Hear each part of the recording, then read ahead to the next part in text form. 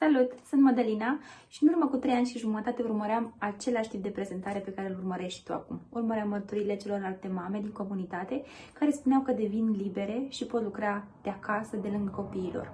Părea prea frumos ca să fie adevărat, însă asta era realitatea lor. Eu am ales să cred și să decid că și eu pot face asta. Mi-a fost de ajuns să văd un model ca să-mi dau seama că și eu sunt capabilă să creez viața la care visez. Sunt Mădălina, sunt de profesie economist, am 2 copilași, pe Sofie de 2 anișori și pe Matei de 4 anișori și am profesat în UK timp de 5 ani în domeniul financiar. Mi-am întors momentul în care am rămas însărcinată cu Matei și momentul în care mi-am dorit să ne petrecem restul anilor în țară, alături de părinții noștri și împreună cu copiii și bunicii. Nu ne-am dorit să-i separăm, așa că ne-am întors în țară.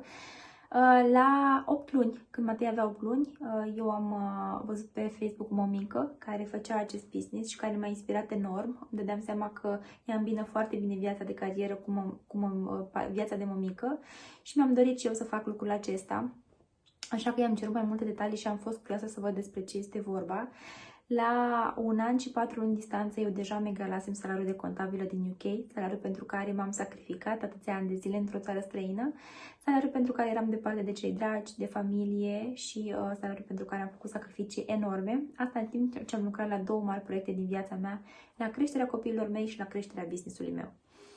Am decis apoi să renunț total la meseria de contabilă, pentru că deși pentru mine a fost o meserie extraordinar de potrivită până să devin mamă, din momentul în care am devenit mamă, prioritățile mele s-au schimbat și atunci am hotărât să schimb traiectorie la 180 de grade și să mă reformez profesional într-un domeniu despre care nu știam nimic, dar despre care am fost dispusă să învăț. Așa că mi-am dat demisia de la jobul de contabilă.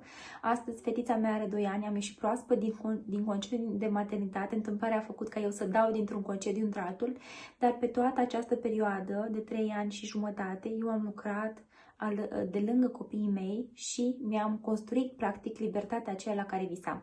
Mă gândeam cu groază să mă întorc la job și mă gândeam că nu mai sunt potrivită pentru a avea un program fix. Mă gândeam că jobul o să-mi fure foarte mult timp de lângă copiii mei și atunci am ales ca această oportunitate să o transform și pentru mine în acea oportunitate care să-mi redea mie libertatea de mișcare și cea financiară. Lucru care s-a și întâmplat. Astăzi trăim exclusiv din Business-ul Forever. Mi-am dat demisia de la job.